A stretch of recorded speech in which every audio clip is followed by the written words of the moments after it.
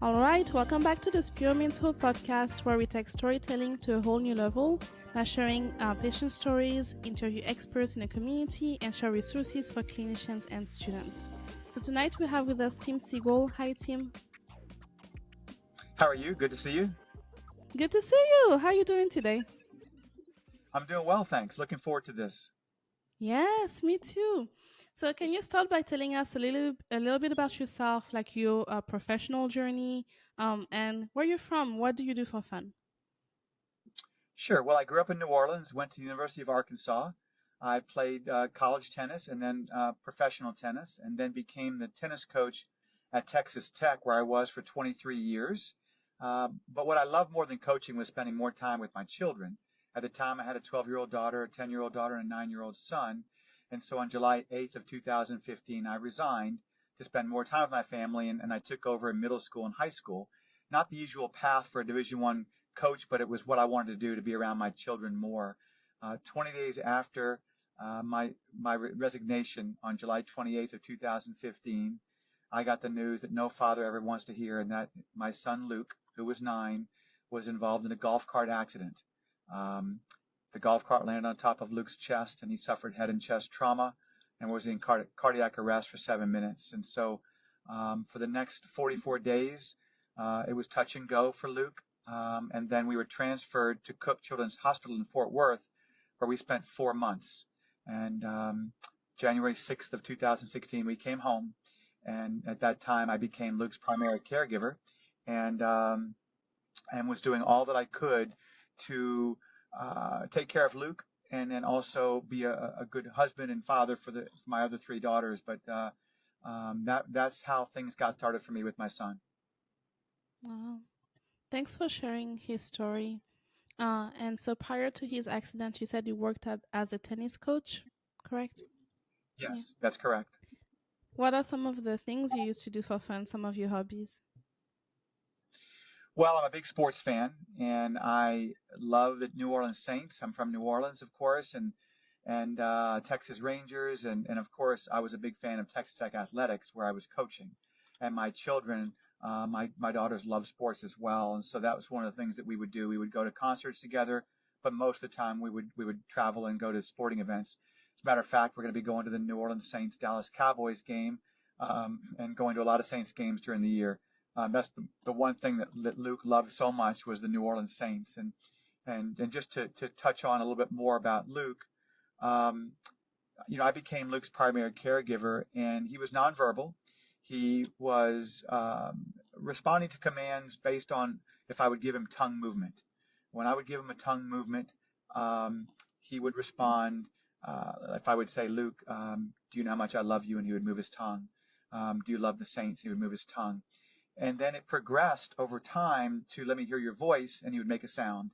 And then eventually I would say, Luke, I love you, and he would the same amount of time as if he was telling me he loved me. And so I was with Luke for 6 years, and I was convinced that Luke was going to speak. I had a number of situations, either dreams or things that happened during the day, that made me think that Luke was going to speak. And unfortunately, on August 14th of 2021, Luke got COVID. For the next few days, we were hanging in there, went to the ER on August 18th. I remember driving to the hospital on the morning of the 19th, and I heard a voice, you're going to be okay, but Luke's not going to make it. And a couple of hours later, Luke passed away. But what's happening now in my life is that, I am keeping Luke's legacy alive every single day, by doing what I'm doing with my nonprofit. We have a nonprofit that's called Team Luk3 Hope for Minds, and we help families financially, through education, through support services, each and every day. We're getting applications every single day. We've granted over $500,000 to families in the last 3 years, each of the last 3 years. So we're doing all we can to keep his legacy alive by helping families navigate the unknown of their child having a brain injury. We help families, children that are 18 and under, from non-fatal drownings, car accidents, accidents at home, and golf cart ATV accidents like my son. So doing everything I can to keep his legacy alive, and that's my number one goal, and to help families each and every day in his name. That's that's Thank you for sharing that story, Tim. And sorry for the loss of Luke. Just looking through the website of like Team Luk3 Hope for Minds, I think it's amazing what you guys are doing and how much, like you say, like this legacy is carrying through. Can you share a little bit about how that process was, like the process of starting a nonprofit, and then also like how did you connect with Rhonda, right, from Hope for Minds? Like how did that collaboration come about? Yeah, so in 2017, I knew I could never coach again. I was taking care of Luke, and I thought, what can I do? And a friend of mine suggested starting a nonprofit. So at the time, I had Team Luke, and I didn't know the first thing, but I knew what I wanted to do. And then this was in January of 2017. By June of 2017, Rhonda Johnson, who had the nonprofit called Hope for Minds, reached out to me. And so we met in Austin the next day. And while we were talking, we both realized, let's do this together. Let's merge, because I like raising money and helping families and getting in front of people to speak. And Rhonda does a lot of the other things. And so now we have an amazing staff. We have a consultant, a grant writer, a social worker, an event person, a communications person, director of ops, my partner. And so we have a great staff. And so when I met with Rhonda, I knew that this was a match made in heaven, because we're now helping families all over the country. It's shown that every 9 seconds a child has a brain injury, and we're getting applications, as I mentioned, every day. And the one thing that's happening for us right now is pushing to get people to come to our conference. Last year we scholarshiped 77 families. Over 100 families attended our conference in Austin, and this upcoming October 25th and 26th, we're doing the same thing. And we're going to have the same amount of people, if not more. And it's really special because, as I told everybody last year, that if it weren't for my son's injury on July 28, 2015, we wouldn't be here today, and there would be no Team Luk3 Hope for Mine. So, as devastated as I am to losing my son, and I don't even know if I have the words. It's been 3 years. It does feel like 3 months at times, but I also know that he's in my heart.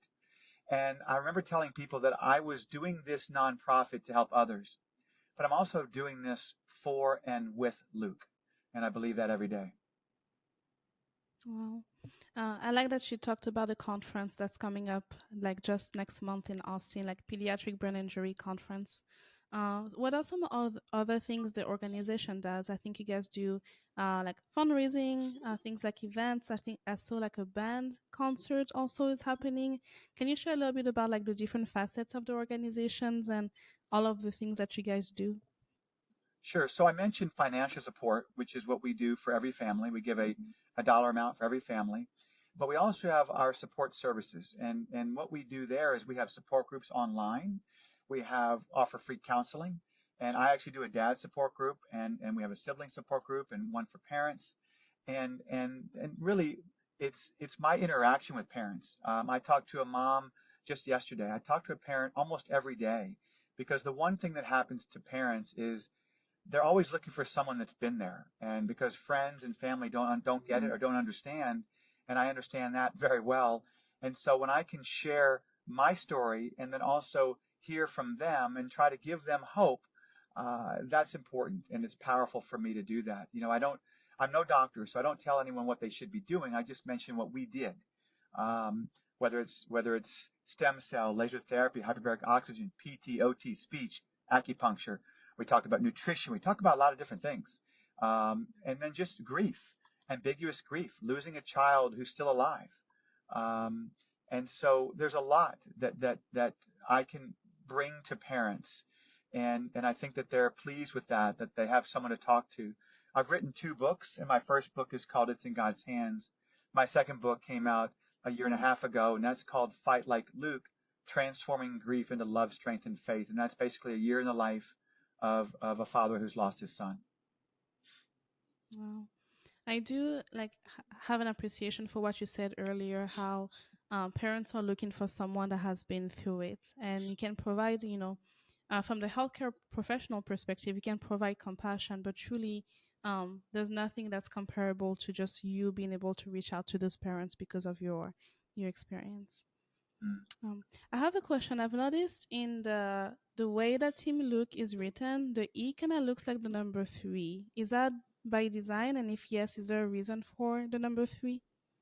Yes, it is. And I'm sorry, failed to answer one of your questions about events. We do events throughout the year to raise money, and we're always looking for mission partners, those that want to support our mission. TeamLuk3 Hope is our website. But we do quite a bit of events throughout the year. We have one at Texas Tech. That is, we've had concerts. We've had famous tennis players, Andre Agassi, Andy Roddick, John Isner, Brad Gilbert. We've also had Drew Brees, the quarterback of the Saints, was amazing. And then Patrick Mahomes has never played a game for the Chiefs without wearing on his right wrist the Team Luk3 bracelet. So we have a lot of people that have reached out to us and supported us. But the number 3 is special because Luke's favorite number is 3. And so, every time I'm driving and I look at the clock and there's a 3 o'clock, or I'm in the third parking spot, or, that 3 symbolizes Luke. A lot of people know how important that number is to us. The court 3 at Texas Tech, the tennis court, is named after Luke. The football coach at Texas Tech, Joey McGuire, does not give out the number 3 anymore. It goes to the hardest worker and the greatest fighter in honor of my son.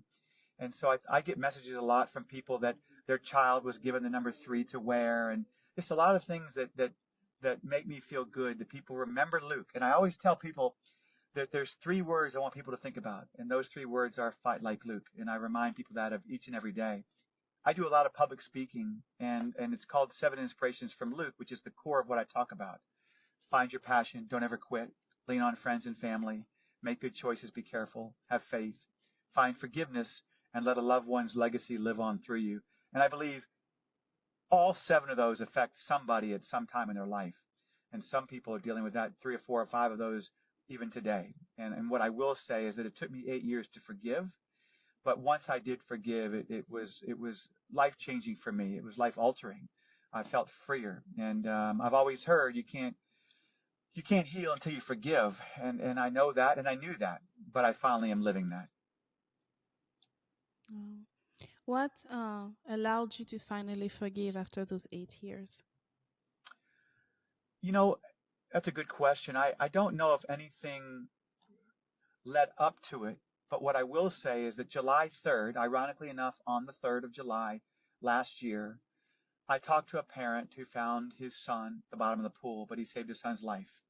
And it brought back some terrible memories for me, and I felt a lot of rage because kind of what happened in our accident. And at the end of the month, I was doing a book signing, and I was in Atlanta, and I went to a church service, and the pastor talked about anger, bitterness, and the need to forgive.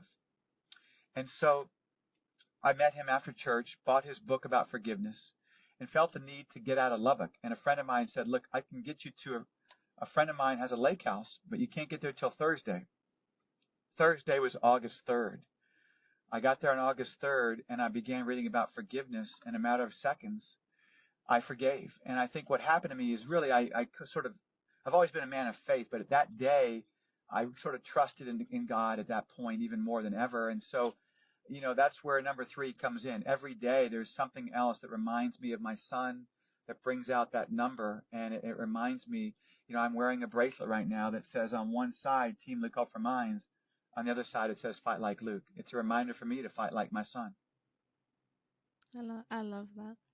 A theme that I see in the words that you're saying is like the theme of faith. So you're mentioning being a man of faith, have faith being one of those 7 steps that you speak about when you do speaking engagements, and then also the books that you've written. Can you expand a little bit on the importance that faith has had on your journey? I had a friend of mine not too long ago ask me, how in the world can I have faith because of what happened to me? And my response was very quick, that without my faith, I couldn't survive. And I often wonder how people can survive tragedies without leaning on God and having faith. Now, my faith has been tested, no question, since the accident 9 years ago, and since Luke passed, even more so in the last 3 years. But I also know that I'm on this earth now to help families each and every day, and that's my mission, that's my passion. I lost a lot of my passion to live, but I've regained it by starting this nonprofit. But I do feel such a strong connection with my relationship with God. And, it all started really maybe a week after the accident. I was in the hospital in ICU, And Luke was born on April 18th. So I looked in the Bible. What does Luke 4:18 say? It says, the Spirit of the Lord is upon me to spread good to the poor. And certainly Luke is spreading good to the poor. My wife asked me if I knew what time Luke passed away on August 19th. And she said, look at the Bible verse. He passed away at 8:39. So Luke 8:39 says, go home and tell everyone what God has done for you. So, I don't believe in coincidences anymore. These coincidences, to me, are no such thing, and so many things have happened to me. I'll tell you a quick story. When I was driving around aimlessly 1 year after the accident, I was in a bad, bad way. And I parked far away at this grocery store from everybody else. And this man knocked my window and said, hey, praying for you, 1 foot in front of the other. And then he walked away. And so that's what I have to remind myself to do, is put 1 foot in front of the other. And, Luke has made an impact on so many people. We have a Facebook page called Luke's Legacy, in parentheses, pray for Luke. And I do a lot of writing. And when people send messages to me, thank you for writing and don't stop, you're helping me, I know I'm doing good things for other people. Wow. I find so much beauty in you and your wife with what you mentioned, ability to just find like so much like beauty in all of the connections, like remembering the hours and remembering the time, and then you're referring back to the Bible. I like you, I also don't believe in coincidences, and so I think your ability to kind of like draw the link, and then finding purpose in the midst of all of this is very like something that's inspiring and something different for sure. Thank you. um I you're welcome. In addition to faith, what are some other things that you feel have been instrumental in helping you navigate life after Luke's incident? And this can be like special in people that you want to give a shout out to, maybe local organizations, whoever you feel like was very instrumental in your wife's and family. Well, I think it's a combination of things. It's certainly leaning on friends. I have a great group of support friend system, and then also family, of course. I have 3 daughters, and someone recently said to me, "You need to live your best life," and it's a reminder for me to get going, because I was in a bad way. I don't really remember 21 and 22. And 23 was a bad. Most of that year was a bad year for me, but I'm in such a better place now, and I think it's a combination of my friends, family. Certainly, I love nothing more than I love is being a father, and I have to remind myself that my little girls lost their brother, and I was so caught up in my own grief that I was being selfish, I think, with my grief, and it tore apart my marriage. I'm very close with my ex-wife, but we dealt with it differently. The grief, she saw his injury as more devastating than his passing. For me, it was the opposite. But there's a message in here, and I do believe if there's a book 3, which I think it makes sense, number 3, to have my third and final book, would Yes. be about how I've healed. How I've healed. I couldn't write it today, but I'm getting closer. Wow. Thanks for sharing all of those things. Um, if you could talk to someone that's, a parent that has a son or a daughter that's newly injured, what are some words of encouragement you would want to like impart to them? I think the first thing is that we have been told, as so many others have been told, what your child can't and won't do. And we were told that Luke would never use his limbs, use his voice, or open his eyes based on the MRI. And I almost dismissed the MRI because they didn't know me, they didn't know my son. And I think what I tell parents is it is a process. It takes time. Every parent when you have a knee surgery, in 8 weeks you're going to be fine. With a brain injury, you don't know. And even the best neurologists, neurosurgeons really don't know exactly what their child or what that person's going to do. It's a combination of the love. You see, I believe that all the therapies that Luke did were important. But the most important therapy that Luke got, the most important to me therapy, was the love that I gave to him and the family that gave to him. And it's also extremely important when you have a child with a brain injury is to get your child upright, to move, to be active, and not sit in your wheelchair or in the bed. And that, I think, is the number one message for parents, is to make sure that your child is active, and also be patient. Be patient. Your child can improve. The brain can heal. Yeah. And it's especially which, I'm sure like pediatric injuries are so precious because of how much growth happens. It can still happen.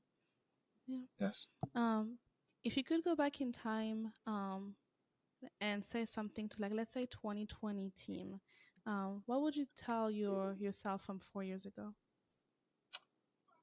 I think for me to spend more quality time with my wife and talking about our feelings and talking about, because I think we were both afraid to share too much for the fear of bringing the other person down, and also to spend more time talking to and listening to my daughters. I pride myself on nothing I care more than being a father, and yet when the accident happened and then after Luke passed, it was a challenge for me. And I think those are the two things that I would tell me in 2020, 4 years ago, for sure, because I think every father wants to be the best father, hopefully, to his children. But in my case, it was also about being the best husband because my wife was also dealing with a tremendous amount of grief. Although differently how she handled it, there was still tremendous grief. And so there's regrets there for sure. But at the same time, we get along well. I love my girls tremendously, and I have 4 grandchildren as well. So doing all that I can to make up for lost time in a lot of ways. Yeah. Thanks for sharing that part of your heart, Tim. Um, do you think, is there any like misconceptions that you think people have about like traumatic brain injuries, or what it's like to have a loved one that has a traumatic brain injury? Well, I think that doctors maybe aren't intentional in being negative or painting a grim picture, but that's generally what happens a lot, and because you don't want to give false hope.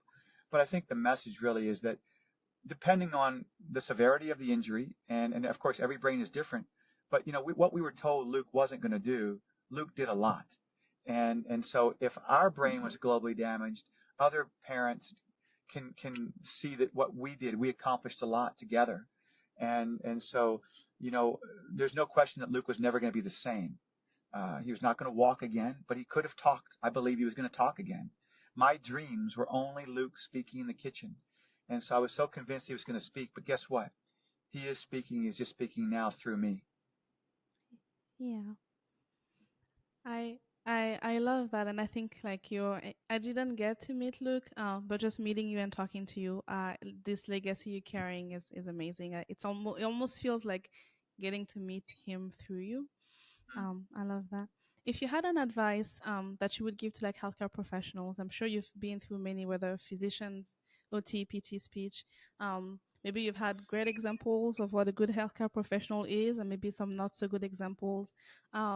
What would you say is like the most important thing to keep in mind, like for healthcare professionals when working with someone with a brain injury? Well, this is something that I've talked to healthcare professionals about. And to me, I've always respected the experience, the dedication, the knowledge that therapists, nurses, doctors have. But to me, the most important is developing a relationship with the parents and the child. Everybody knew that Luke loved the Saints. Everybody knew that Luke loved Drew Brees and Patrick Mahomes of the Chiefs and Texas Tech. And so when those therapists would bring those teams up, that's what Luke loved to hear. I know he understood that. And so I do share that a lot. It's about developing a relationship, getting to know your child that you're working with and the parents that you are helping, because that is so important. Yes, how you are as a therapist, what kind of nurse and doctor you are, obviously those are important. But that relationship building is number one to me. Agreed. Very noted. Um, Tim, is there anything I haven't asked you about that you really want to mention? No, just that we appreciate everyone going to our website, learning about Team Luk3 Minds. Our organization is nationwide. We're in 47 states. And if you know anyone that is interested in supporting our mission, teamluk3minds.org. You can follow our conferences that we've had in the past, listen to speakers. We're always looking for support, interns, research, you name it, because we know this, that every year we're getting more people that need our help than the previous year. We understand that. The economy and certain things in life, that doesn't affect children with brain injuries. And so, we are blessed that we're able to help so many. We're always looking to help, hopefully have people consider raising more monies for us through events than just through individual donations. I love it. Thank you for everything that you're doing. I'll make sure that we have link to the website in the show notes. And like you mentioned earlier, next event is October 25 and 26, Pediatrics Brain Injury Conference in Austin, Texas. And people can sign up for that on the website, correct? That's correct, yes. Thank you so much for having me today. Thank you so much, Tim. Take care.